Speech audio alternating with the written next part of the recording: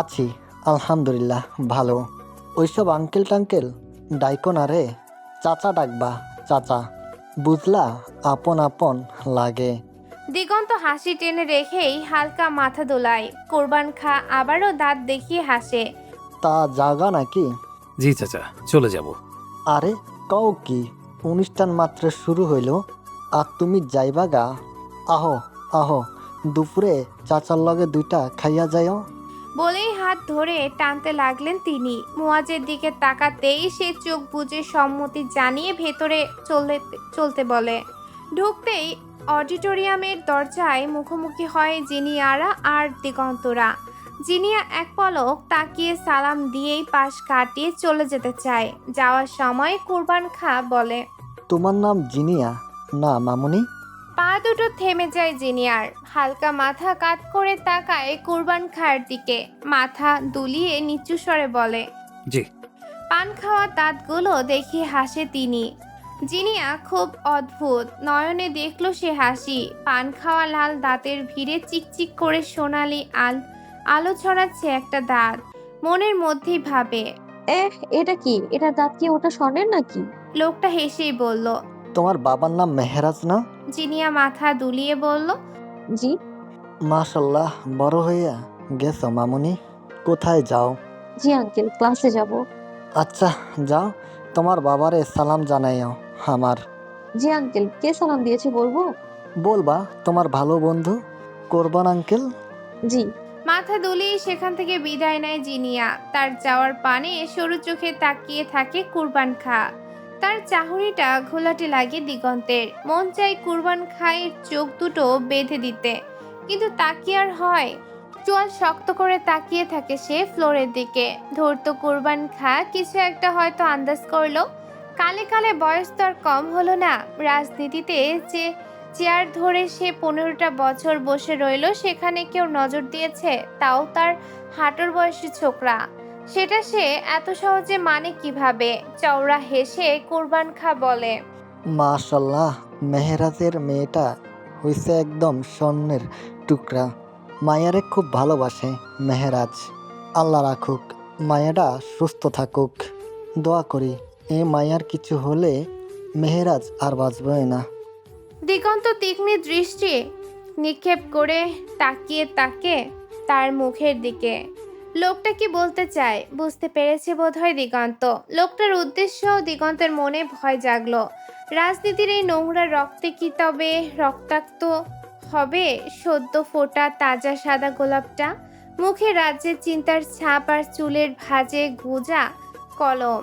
সামনে খোলা পড়ে আছে ম্যাকবুক। জলজল করছে দিগন্তের হাসি মুখের ছবিটা। ঠিক তার সামনে মাল্টি মনিটরে ভেসে আছে দিগন্তের প্রোফাইল। দুষ্টুমিতে সেরা জিনিয়া প্রায় সেটাই করে যেটা তার মন চায়। তারপরের ফলাফল সে কোনো কালেই চিন্তা করে না। একবার যেটা করবে ভেবেছে সেটা না করা অবধি তার যেন নিস্তার নেই।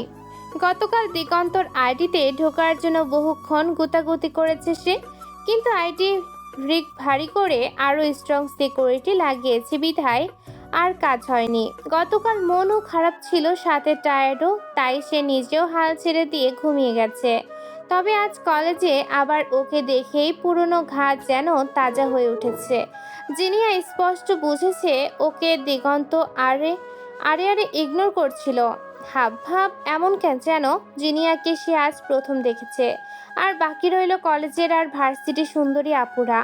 কেমন করে তাকাচ্ছিল দিগন্তের দিকে। সেলফি তোলার নাম করে গায়ের উপর উঠেই যাচ্ছিল একেবারে। জিনিয়ার তো গা পিত্তি জ্বলে যায় অবস্থা। এ কেমন গায়ে পড়া মেয়ে মানুষ, যত সব। মনিটরের সামনে বসে সমানে নখ কামড়াচ্ছে জিনিয়া। পরপর কতবার এসে দিগন্ত তাকে তেরা কথা বলে গেল, আর সে কিছুই করতে পারল না। এটা মানা যায়? এক হাতে মাউস নেড়ে আইডি স্ক্রল করতে থাকলো। নিচে নামছে আর পড়ছে, সাথে ভাবছেও কি করা যায়। নিচে নামতে নামতে কমেন্টের বাহার দেখে সে রোজকার মতো আজও বিরক্তি হলো। ধ্যাত। মুখে বিরক্তির শব্দ উচ্চারণ করে টেবিল ছেড়ে উঠে গেল বেডে। অর্ধেক শরীর বিছানায় আর অর্ধেক শরীর বিছানার বাইরে ঝুলছে তার। পা নাড়ার সাথে ঝুমঝুম করছে নুপুর জোড়া। কেমন একটা অস্থিরতা কাজ করছে ভেতরে। এই অস্থিরতার কারণ খুঁজলো জিনিয়া। কারণ একটাই, দিগন্তের ইগনোর করা।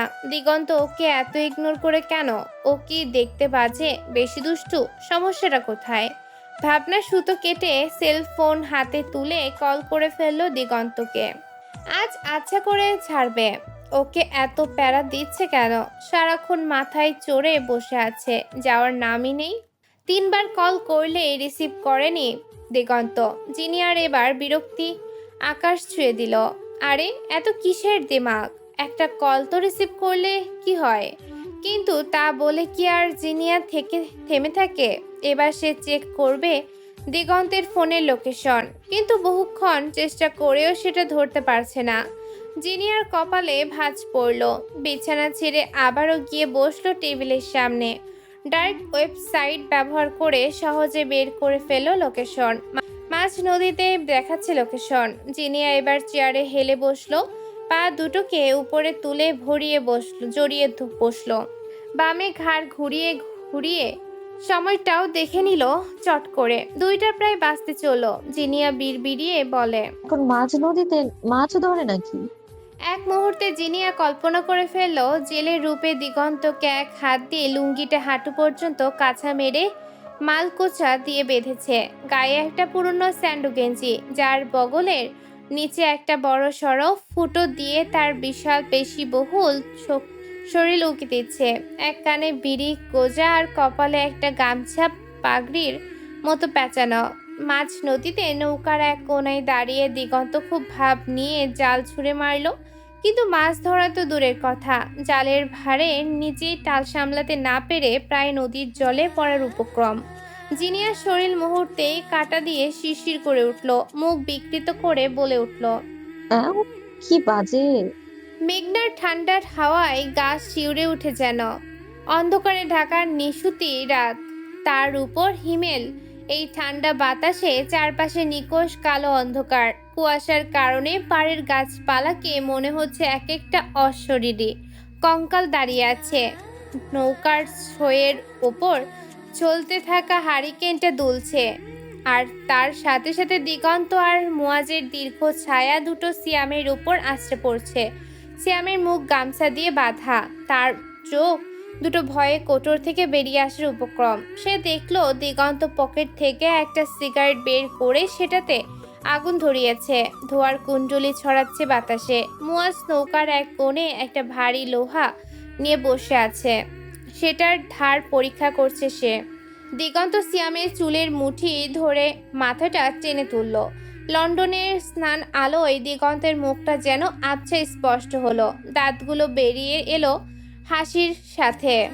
সেই হাসি দেখে সিয়ামের শির দ্বারা দিয়ে হিমস্রোত বয়ে গেল। দিগন্ত ফিসফিস করে বলল, কিরে, তুই এমন কাঁপছিস কেন? ঠান্ডা লাগে? আর একটু সবর কর, বেশিক্ষণ কষ্ট পেতে হবে না। মুয়াজ পাশ থেকে নিচু স্বরে অনেকটা যান্ত্রিক গলায় বলল, দিগান্ত, সময় নষ্ট করিস না, কাজটা শেষ কর। জোয়ার আসছে, সুবিধা হবে। দিগন্ত একটা ছোট্ট ছুরি ধরলো ওর সামনে। দেখতে অতি সামান্য জিনিসটা একেবারে হীরার মতো চকচক করে উঠেছে। হ্যাঁ রে, সময় নষ্ট করা যাবে না একদমই। বেচারা কত কষ্ট পাচ্ছে বল। হঠাৎ দিগন্তের হাসি মাখা মুখটা পাথরের মতো শক্ত হয়ে গেল। সে ছুরিটা টুক করে বসিয়ে দিল ছেলেটার চোখের একদম কাছে, আর সামান্য হলেই পোস্টটা চোখেই লাগতো। সিয়াম গাছটার ভেতর দিয়ে এক অবরুদ্ধ আর্তনাদ করে উঠল। দিগন্ত আবার বলল, এই যে মেঘনার পানি দেখছিস, এখানে কোনো সিসিটিভি ক্যামেরা নেই। এখানে শুধু সাক্ষী আছে এই চাঁদ আর আমার জান। ওয়াস, তুই যখন পানির তলায় যাবি, কেউ জানবেও না যে সিয়াম নামে কেউ এই পৃথিবীতে ছিল। মুয়াজ উঠে এসে সিয়ামের বুকের ওপর পা দিয়ে চাপ দিয়ে ধরলো যাতে সে নড়তে না পারে। দিগন্ত এগিয়ে গেল ওর দিকে। বাম হাতে তার এখনো জ্বলন্ত সিগারেট ঘুরিয়ে ফিরিয়ে বেশ নাটকীয় ভঙ্গিতে এনে সিয়ামের মুখের কাছে ধরলো দিগন্ত। দিগন্ত হাসলো, বিভৎস হাসি, আর মুয়াজের নির্বিকার ঠান্ডা চাহনি। সিয়াম বুঝতে পারলো আজ রাতে এই মেঘলা নদী তার জন্য শুধু জল নয়, এক অতল কবর হয়ে অপেক্ষা করছে। দিগন্ত কাঠ গলায় বলে, দিগন্ত চৌধুরী শত্রু বাঁচিয়ে রাখতে পছন্দ করে না, সেটা জেনেও নিজেকে আমার হাতে ছবি দিলি সিয়াম। আক্কেল জ্ঞান একেবারে নেই তোর, তাই না রে? ছেলেটার ভয়ার্ত চাহনি আর বারবার শুকনো ঢোক গেলায় তার অন্তরের সমস্ত ভয় যেন প্রকাশ পাচ্ছে। মুয়াজের পায়ের চাপ ক্ষণে ক্ষণে প্রবল হচ্ছে, আর দিগন্তের মুখে এক বিভীষিকাময় রহস্যের হাসি। দিগন্ত বলল, তুই পার্টিতে ইনভাইট পেয়েছিস, খাবি দাবি চলে যাবি, এনজয় করবি ম্যান। কিন্তু তুই কি করলি? ইনফরমেশন লিক, তাও যেটা সবচেয়ে প্রাইভেট ছিল। ওই বাচ্চা মেয়েটাকে এই ময়দানে খিঁচে আনলি কেন? একটু থেমে সিগারেটে আরেকটা টান মারল সে।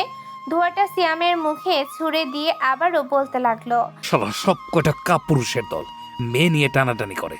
আরে বেটা, তুই যুদ্ধে নেমেছিস, সিনা টান করে লড়বি। তুই কেন মেয়ে মানুষের আঁচলের তল থেকে নিজেকে সেভ করবি? West of speech. মুয়াজের পায়ের চাপে সিয়ামের কণ্ঠ নালি দিয়ে শুধু একটা ঘর ঘরে আওয়াজ বেরোচ্ছে। কথা বলার শক্তিটুকু তার অবশিষ্ট নেই। দিগন্ত এবারে হিম শীতল গলায় বলল, তোর বাপ করে সিয়াম, শেষ দেখাটা দেখবি না? আসে না যে? মুয়াজের মুখেও এবার ফুটে উঠল এক পৈশাচিক হাসি। দিগন্ত চৌধুরী, আমি চৌধুরীর রক্ত। আমাদের পেছনে লাগার আগে এক নয় 1,00,000 বার ভেবেও লাগতে আসা উচিত নয়। আমরা ভালোবাসাও দিতে জানি, আবার প্রতিশোধও নিতে জানি। আর এক মুহূর্ত অপেক্ষা করে না, হাতে সেই আঙ্গুল সমান ছোট্ট ছুরিটা দিয়ে একটা সোজা দাগ কাটে সিয়ামের গলায়। ছুরিটার শীতল পোষ যখন সিয়ামের কণ্ঠনালী স্পর্শ করলো, তখন মেঘনার লোনা বাতাসও যেন এক মুহূর্তের জন্য থমকে গেল। কিছু সেকেন্ডও একটা বিভৎস গোঙানি, শরীরের অন্তিম কিছু ছটফটানি, আর তারপর সব নিস্তব্ধ, একেবারে শান্ত গহীন সাগরের ন্যায়। দিগন্ত হাত থেকে রক্ত মাখা ছুরিটা ধীর লয়ে শ্যামের জামাতেই মুছে নিল। তারপর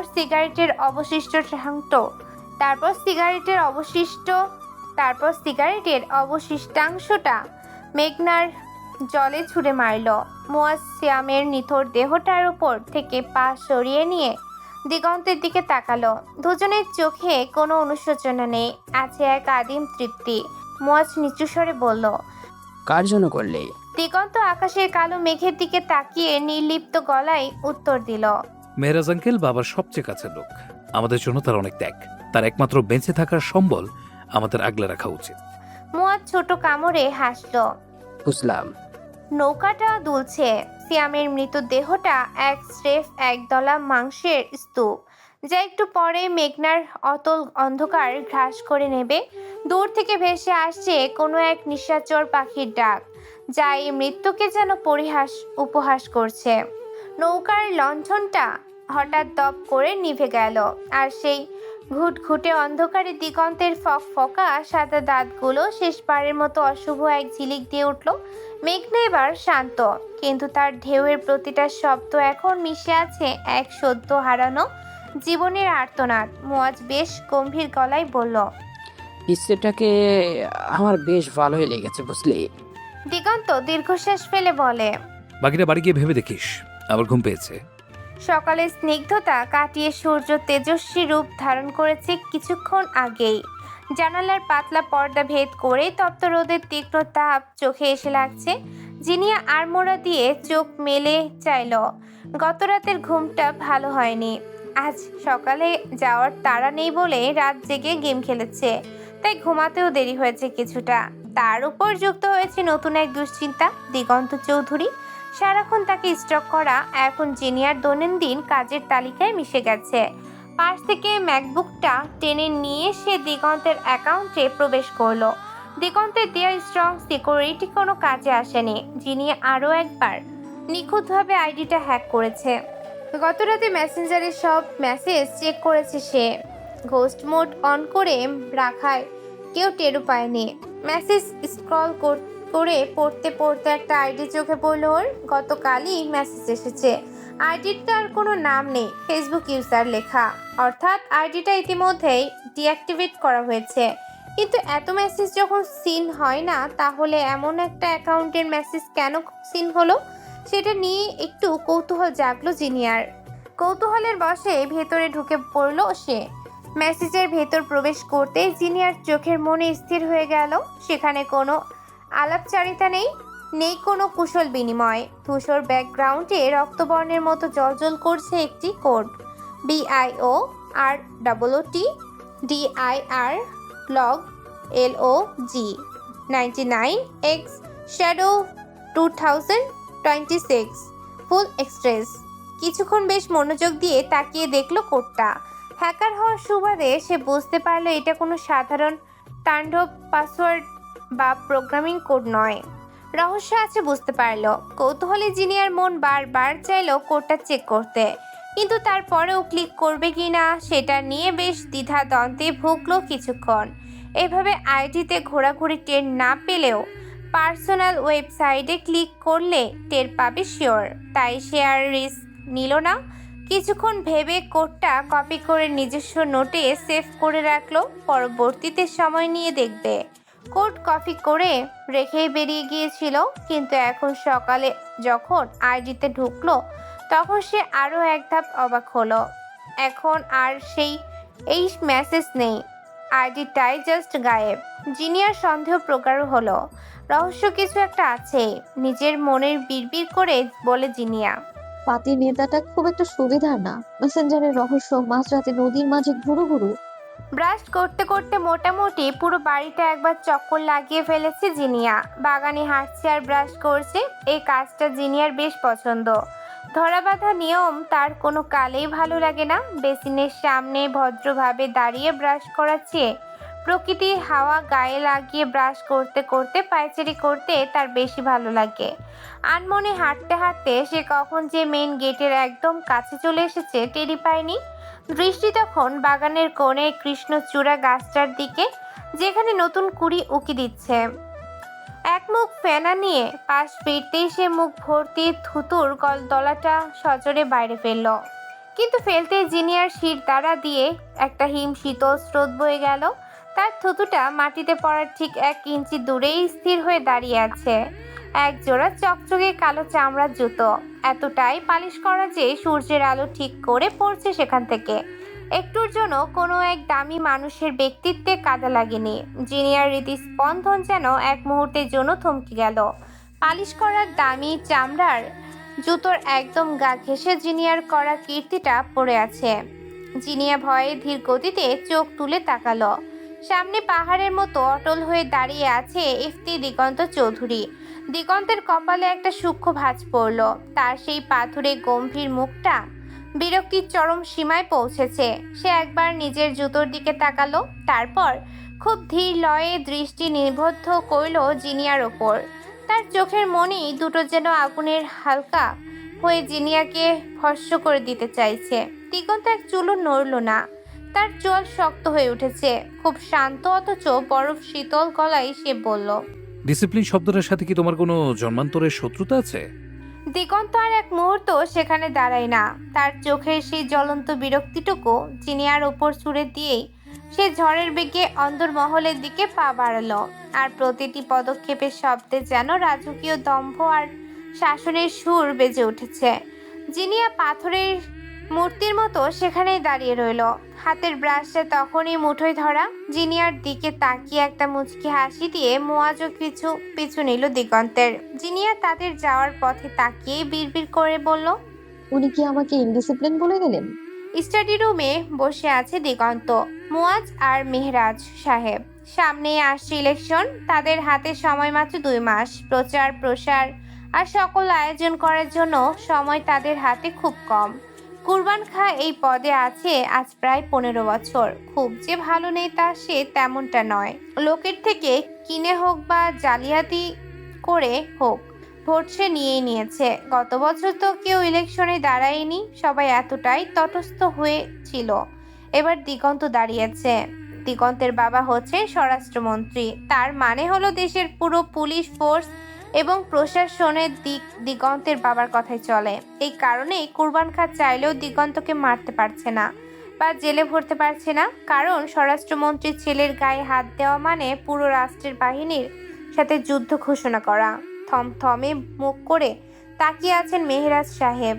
চশমাটা হালকা ঠেলে দিয়ে হাতের ফাইলটাতে চোখ বুলিয়ে বললেন, প্ল্যান তো সাজানোই হলো, কিন্তু কুরবান খাঁ এতদিনের চেয়ার এত সহজেই তো ছাড়বে না।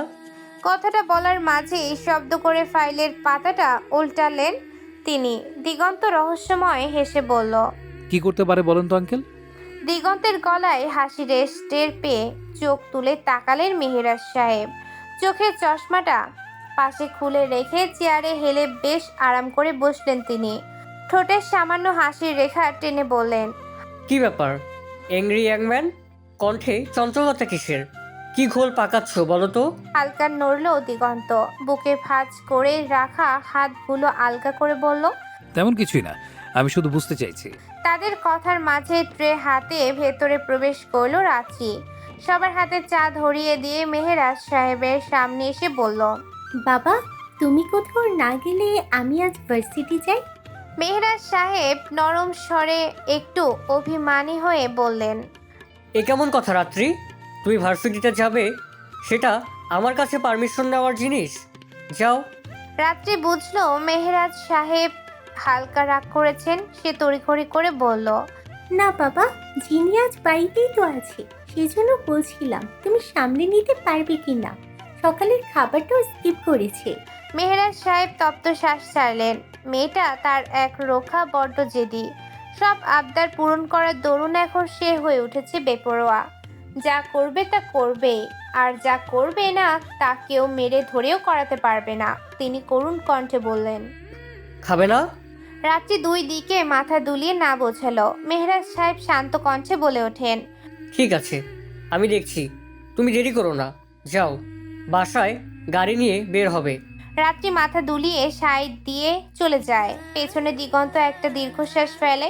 এই দীর্ঘশ্বাসের কারণ হয়তো শুধু তারই জানা। টুকটাক আরো কিছু কথা শেষ করে বেরিয়ে পরে দিগন্ত আর মুয়াজ।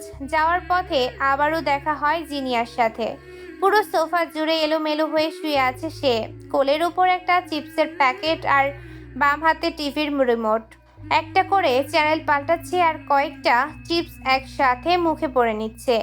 নাক মুখ কুচকে তাকায় দিগন্ত। এই অগোছালো মেয়েটা দিগন্তের পারফেকশনিস্ট চোখে বড্ড বিষ। এই মেয়েটা জীবন কোনো নিয়ন্ত্রণ নেই। দিগন্তকে দেখেই তড়িঘড়ি করে উঠে বসে জিনিয়া। তাতেই বাধে বিপত্তি। কোলে থাকা চিপসের প্যাকেট পড়ে যায় মেঝেতে। ফলাফল পুরো ফ্লোর জুড়ে ছড়িয়ে যায় চিপসগুলো। তাড়াহুড়ো করতে গিয়ে আরেকটা বিপদ সে ঘটিয়ে ফেলে। সোফার কোনায় হাত লাগিয়ে বেশ ব্যথাও পায়। মুখে ব্যথাতুর শব্দ করে ওঠে। দিগন্তের নাকের সাথে এবার পুরো মুখটাই যেন কুঁচকে যায়। সে এমনভাবে তাকায় যেন। যা হয়েছে বেশ হয়েছে, আরো কিছু হলে বোধহয় ভালো হতো। মুয়াজ জিনিয়ার দিকে এগিয়ে আসে। বেশ নরম গলায় বলে, ব্যথা পেয়েছো? জিনিয়া ঠোঁট উল্টে টলমল চোখে বলে। হুম। মুয়াজ হাত বাড়িয়ে দিয়ে দেখতে চায়। কোথায় দেখি? যিনি একবার পিছনে দিগন্তের বিরক্তি মাখা মুখটা দেখে নেয়। তারপর হাত এগিয়ে দেয় মুয়াজের দিকে। মুয়াজ হাত বাড়িয়ে ধরে জিনিয়ার হাতটা। কনুইয়ের একটু উপরে চোট পেয়েছে, কালচে দাগ ধারণ করেছে। ধীরে ধীরে মুয়াজ যখন জিনিয়ার হাত ধরে তার ব্যথার কালচে দাগটা দেখছিল, তখন দিগন্তের অবচেতনে এক অদ্ভুত অস্বস্তির দানা বাঁধল। এর মধ্যে এসে উপস্থিত হলেন মেহেরাজ সাহেব। তিনিও ওদের পেছনেই আসছিলেন। কিছু ফাইল গুছিয়ে ধীরে সুস্থে আসতে তার একটু দেরি হয়েছে। এসে দেখলেন জিনিয়ার টলমলের চোখ আর মুয়াজ হাত ধরে সামনে দাঁড়িয়ে। তিনি চিহ্নিত মুখে বললেন, কি হয়েছে? আল্লাদি জিনিয়া বাবাকে দেখে যেন ব্যথাটা দ্বিগুণ অনুভব করলো। ঠোঁট উল্টে কেঁদে দিয়ে বলল, বাবা। এহেন কাণ্ডে দিগন্তের বিরক্তি যেন পাল্লা দিয়ে বাড়তে লাগলো। সে ভাবলো মেয়েটা কি ন্যাকামি করছে নাকি অতি আহ্লাদি? অথচ জিনিয়া আসলেই দারুণ ব্যথা পেয়েছে। সেটা দিগন্ত তার কাছে ভিড়ে দাঁড়ালেই দেখতে পেত। কুরবান খাঁর বাসস্থান নিছকই কোনো বাড়ি নয়, এটা একটা দুর্গ যার নাম খান ভিলা। শহরের কোলাহল থেকে বেশ খানিকটা দূরে প্রায় জনশূন্য এক বিস্তীর্ণ এলাকায় মাথা উঁচু করে দাঁড়িয়ে আছে এই প্রকাণ্ড অট্টালিকা। আশেপাশে উঁচু সীমানা প্রাচীর, তার উপরে কাচের ভাঙা টুকরো আর তীক্ষ্ণ তারের বেড়া। গেটের সামনে অন্তত 6 ফুট উঁচু লোহার তৈরি বিশাল দুটি পাল্লা, যা সিসিটিভি ক্যামেরা আর সেন্সর দিয়ে সুরক্ষিত। গেটের ওপাশে দেখা যায় বিশাল এক খোলা জায়গা, যেখানে সব সময় অন্তত 10-15টা কালো গ্লাস লাগানো বিলাসবহুল গাড়ি পার্ক করা থাকে। গাড়ির মূল প্রবেশ পথের দুপাশে খাড়া হয়ে দাঁড়িয়ে আছে অন্তত জনা বিশেষ সুঠামদেহী যুবক, সাদা শার্ট আর কালো প্যান্ট। সবার কবজিতে এক ধাতব চাকু ঝোলানো। এদের পোশাক দেখে মনে হবে এরা কোনো বিয়ে বাড়ির মেহমান, কিন্তু এদের চোখে মুখে থাকে শিকারী বাঘের মতো তীক্ষ্ণ দৃষ্টি। বাড়ির ভেতরের চিত্র আরও জাঁকজমকপূর্ণ। মার্বেলের চকচকে মেঝেতে পা ফেলতেই জুতার শব্দ প্রতিধ্বনিত হয়। বিশাল হল রুমের মাঝখানে বিশাল ঝাড়বাতি, যার আলোয় চারপাশের দেওয়ালে লাগানো কুরবান খার বড় বড় ছবি ঝলমল করছে। কোথাও সে নামাজ পড়ছে, কোথাও হাসি মুখে অসহায় মানুষদের ত্রাণ দিচ্ছে, আবার কোথাও সে কোনো রাজনৈতিক মঞ্চে ভীষণ ভাষণ দিচ্ছে। এই ছবিগুলো তার বাইরের দুনিয়ার ভালো মানুষ মুখোশ। দিনের বেলায় বাড়ির ভেতরে প্রায় জনা 50 সাঙ্গপাঙ্গ গমগম করে। কেউ বসার ঘরে এক বিড়ি টানছে, কেউ তাস খেলছে, কেউ বা ফোনে উঁচু গলায় হুমকি দিচ্ছে। তাদের প্রত্যেকের হাঁটা চলার একটা অদৃশ্য দম্ভ আর আত্মবিশ্বাসের ছাপ। রাতে এই সংখ্যাটা বেড়ে দাঁড়ায় শখানেক। প্রতিটা ঘরেই যেন মাফিয়া গ্যাংয়ের এক একটা দল তাদের আড্ডা জমায়। রান্নাঘরে সব সময় বিশাল হাঁড়িতে রান্না চড়ে, কারণ কুরবান খার এখানে খাওয়ার লোকের অভাব হয় না। তার প্রতিটি ইশারা এখানে আদেশ, প্রতিটি আদেশ আইন। খান ভিলার প্রতিটা ইটে যেন কুরবান খার ক্ষমতা আর সন্ত্রাসের ছাপ লেগে আছে। এই বাড়িটা কেবল একটা কাঠামো নয়, এটা কুরবান খার 15 বছরের রাজত্বের জীবন্ত প্রমাণ। এখানে প্রবেশ করা সহজ, কিন্তু অক্ষত অবস্থায় বেরিয়ে আসাটা ভাগ্যের ব্যাপার। কুরবান খার বয়স এখন 60-এর কাছাকাছি। রাজনীতি তার যৌবনের পেশা, সেটা এখন হয়েছে নেশা। এত দৌলত, এত জলুস, সবই এই জীবনের পাপের প্রাপ্তি। পাপের সাম্রাজ্যের প্রতিটা পিলার মানুষের রক্ত মাংসের কামানো টাকা হাতিয়ে এনে তৈরি। করাপশন আর দুর্নীতি তার গ্রন্থে রন্ধে। কুরবান খার পরিবার বলতে সে আর তার স্ত্রী সরলা খা। সরলা খুব শান্তশিষ্ট মহিলা, অনেকটা বোকাশোকাও বলা যায়। রাজনীতি নিয়ে তার সামান্য মাথা ব্যথা নেই, আর না সে এসবে কখনো জড়ায়। মাঝে মধ্যে পাড়ার কিছু মহিলারা তার কাছে এলে সেই সমাধান সে কুরবান খাকে দিয়ে করিয়ে দেয়। ব্যাস এতটুকুই। সরলা সারাদিন রান্নাঘরেই কাটিয়ে দেয়, সাথে প্রায় 10-12 জন মহিলা আছে। এত রান্নাবান্না আর সারাদিন অতিথি আপ্যায়ন করেই দিন চলে যায় তার। তবুও দিন শেষে স্বামীর বুকে মাথা রেখে প্রায় কাঁদে সে। কুরবান খা আর সরলার কোনো হস্তানাদি নেই। সরলা বন্ধা। সন্তান না থাকায় স্বামী তাকে অবহেলা করার কথা ছিল, কিন্তু তিনি না করে বরং তাকে আরো ভালোবাসেন। এতটাই ভালোবাসেন যা পুরো শহর জুড়ে আলোড়ন সৃষ্টি করেছে। কারো কথায় তার টনক না নড়লেও স্ত্রীর কথার আগে তার আর একটা টু শব্দ বের হয় না। সেজন্যই হয়তো সরলাও তার স্বামীর বলতে অন্তপ্রাণ। সংসারে যশ, খ্যাতি, ভালোবাসা সব থাকলেও কমতি একটি সন্তান। বিশাল হল ঘরের রাজকীয় লাল চেয়ারটাতে রাজার মতো আসন করে বসেছেন কুরবান খা। তার সামনেই ফ্লোরে আসন পেতে বসে আছেন আরো 20-22 জন। সকলেই চাতকের ন্যায় তাকিয়ে আছে কুরবান খার দিকে। সেখানে সবচেয়ে রোগা পাতলা কালো ছেলেটা লাল লাল চোখ দুটো দিয়ে তাকিয়ে বলল, আব্বা, ওই দিগন্তরে আপনি কিছুই কইবেন না? ছেলেটার দিকে চোখ ঘুরিয়ে তাকালো কুরবান খা। ছেলেটা তার জেলা সদস্যে যোগ দিয়েছে, বছর 3 হবে। নাম শাওন। বড্ড বেশি রক্ত গরম, অল্প বয়সী ছোকরা, বোঝে খালি নেশা আর মারদাঙ্গা। এর বেশি ঘটে বুদ্ধি নেই। চোখ দেখেই কুরবান খা বুঝলেন রাতে গোগ্রাসে মদ কিনেছে। পাশে বসে 13-14 বছর বয়সী এক বাচ্চা ছেলে চিলমচি ধরে আছে। সেই চিলমচিতে পানির পিক ফেলে কুরবান খা বললেন, কি কইতাম। শাওন একটু তেজি গলায় বলল, গতবার তো কেউ দাঁড়ানোরই সাহস করে নাই, এবারেও করতো না। এই দিগন্তের একটা ব্যবস্থা করেন, যাতে সামনে কেউ আর সাহস না করে। এমনি ছাড়লে সবার সাহস বাইরে যাইব। কুরবান খা পান চিবিয়ে বললেন, এত বুঝিস না? 2টা সাধারণ জনগণ না যে শায়েস্তা করলি। আপনার সামনেই সবই সাধারণ, কারোর টিকার ক্ষমতা আছে? আবারও পানির পিক ফেলে কুরবান খা বলেন, নে, চা পানির টাকা লাগবে মনে হয়, রাইতে লইয়া যাইস। এগুলো লইয়া তোর ভাবা লাগবো না। সময় মতো আমি কুমু কি করবি আর না করবি। পাশ থেকে আরেকজন বলল, কিছুই কি করবেন না আব্বাজান? আপনার বিরুদ্ধে কেউ দাঁড়াইব, সেইটা দেখলেই রক্ত গরম হইয়া যাইতাছে। পাশে ছেলেটার দিকে এবার তাকালো কোরবান খা। ইয়াসির ছেলেটা নেশা পানি বেশি খায় না, খুব শিয়ানা আছে, কাজের পোলা। এই জন্য ওকে কোরবান খার বেশ পছন্দ বলা যায়। কোরবান খা দাঁত কিটমিট করে বলেন, কিছু তো করা একটা লাগবই।